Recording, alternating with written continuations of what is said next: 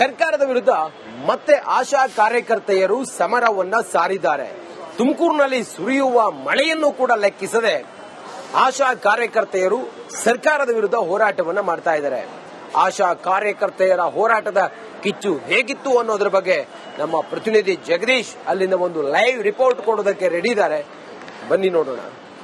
ಇವತ್ತು ತುಮಕೂರು ಜಿಲ್ಲೆಯಲ್ಲಿ ಆಶಾ ಕಾರ್ಯಕರ್ತರು ವಿವಿಧ ಬೇಡಿಕೆಗಳನ್ನು ಈಡೇರಿಸುವಂತೆ ಆಗ್ರಹಿಸಿ ರಾಜ್ಯ ಸರ್ಕಾರದ ವಿರುದ್ಧ ಇವತ್ತು ಪ್ರತಿಭಟನೆ ಕೂಡ ಹಮ್ಮಿಕೊಂಡಿರುವಂತದ್ದು ದೃಶ್ಯ ನೋಡ್ತಾ ಇರಬಹುದು. ನಾನಿವಾಗ ತುಮಕೂರಿನ ಒಂದು ಜಿಲ್ಲಾ ಅಧಿಕಾರಿಗಳ ಕಚೇರಿ ಬಳಿ ಇರತಕ್ಕಂಥದ್ದು. ಈ ಒಂದು ಜಿಲ್ಲಾಧಿಕಾರಿಗಳ ಕಚೇರಿ ಬಳಿ ತುಮಕೂರು ಜಿಲ್ಲೆಯ ಎಲ್ಲಾ ತಾಲೂಕಿನ ಆಶಾ ಕಾರ್ಯಕರ್ತರು ಇವತ್ತು ಒಟ್ಟಾಗಿ ತುಮಕೂರಿನ ಟೌನ್ ಹಾಲ್ ಬಳಿಯಿಂದ ಕಾಲ್ನಡಿಗೆ ಮುಖಾಂತರ ತುಮಕೂರಿನ ಡಿಸಿ ಕಚೇರಿವರೆಗೂ ಬಂದು ತಮ್ಮ ವಿವಿಧ ಬೇಡಿಕೆಗಳನ್ನ ಈಡೇರಿಸಬೇಕು ಅಂತ ಹೇಳಿ ಜಿಲ್ಲಾಧಿಕಾರಿಗಳಿಗೆ ಆಗ್ರಹಿಸಿ ಈಗ ಒಂದು ಮನವಿಯನ್ನು ಕೂಡ ಕೊಟ್ಟಿರ್ತಕ್ಕಂಥ ದೃಶ್ಯ ಗಮನಿಸಬಹುದು.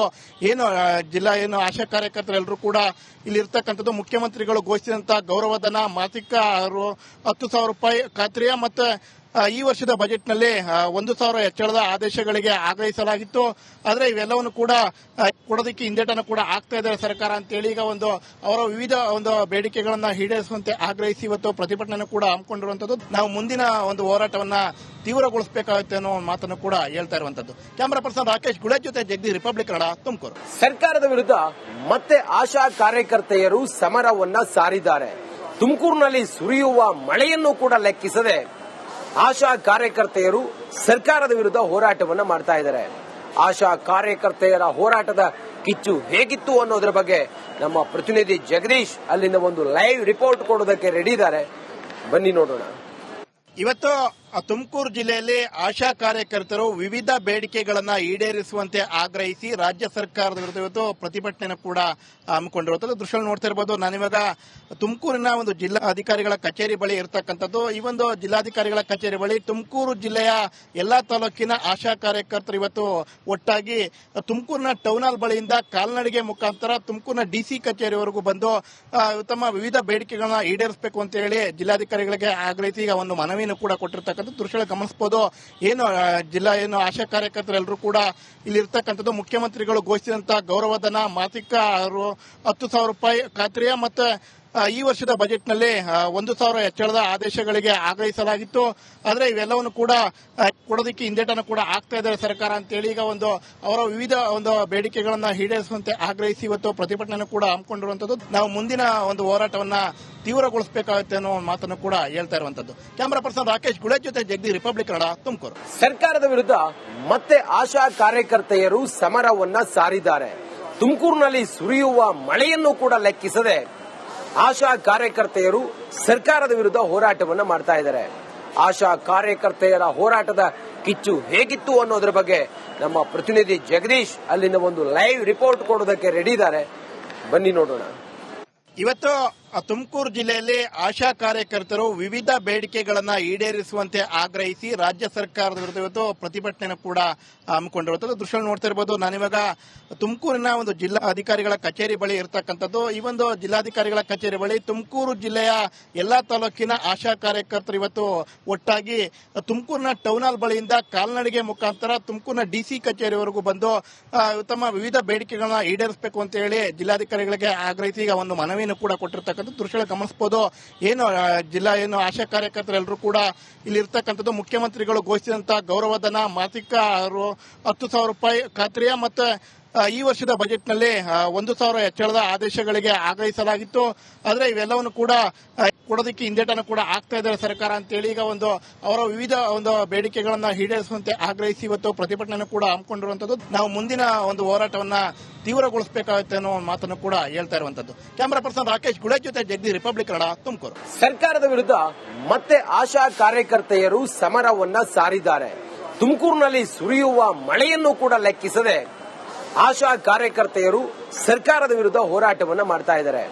ಆಶಾ ಕಾರ್ಯಕರ್ತೆಯರ ಹೋರಾಟದ ಕಿಚ್ಚು ಹೇಗಿತ್ತು ಅನ್ನೋದ್ರ ಬಗ್ಗೆ ನಮ್ಮ ಪ್ರತಿನಿಧಿ ಜಗದೀಶ್ ಅಲ್ಲಿಂದ ಒಂದು ಲೈವ್ ರಿಪೋರ್ಟ್ ಕೊಡೋದಕ್ಕೆ ರೆಡಿ ಇದ್ದಾರೆ.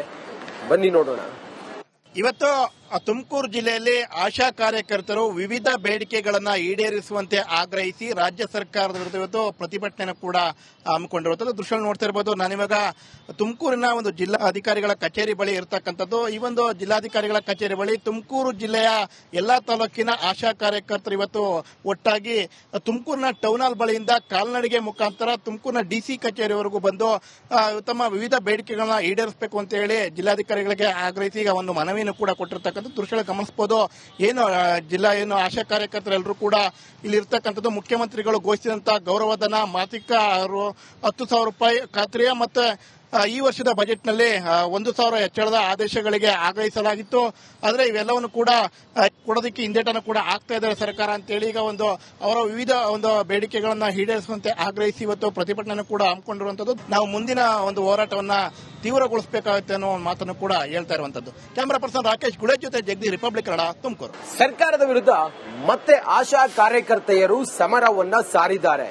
ತುಮಕೂರಿನಲ್ಲಿ ಸುರಿಯುವ ಮಳೆಯನ್ನು ಕೂಡ ಲೆಕ್ಕಿಸದೆ ಆಶಾ ಕಾರ್ಯಕರ್ತೆಯರು ಸರ್ಕಾರದ ವಿರುದ್ಧ ಹೋರಾಟವನ್ನ ಮಾಡ್ತಾ ಇದ್ದಾರೆ.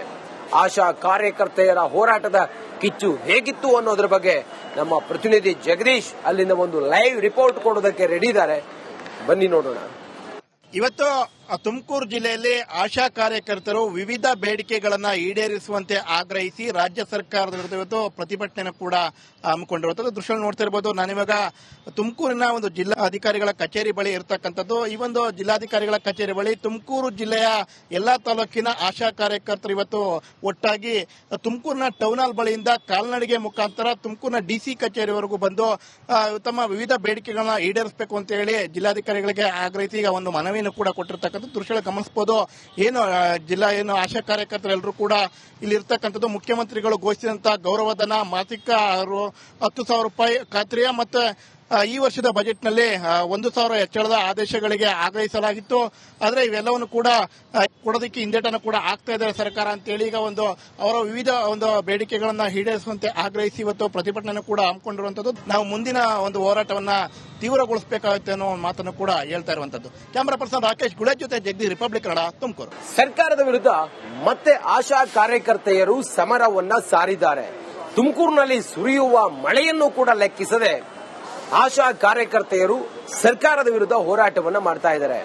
ಆಶಾ ಕಾರ್ಯಕರ್ತೆಯರ ಹೋರಾಟದ ಕಿಚ್ಚು ಹೇಗಿತ್ತು ಅನ್ನೋದ್ರ ಬಗ್ಗೆ ನಮ್ಮ ಪ್ರತಿನಿಧಿ ಜಗದೀಶ್ ಅಲ್ಲಿಂದ ಒಂದು ಲೈವ್ ರಿಪೋರ್ಟ್ ಕೊಡೋದಕ್ಕೆ ರೆಡಿ ಇದ್ದಾರೆ.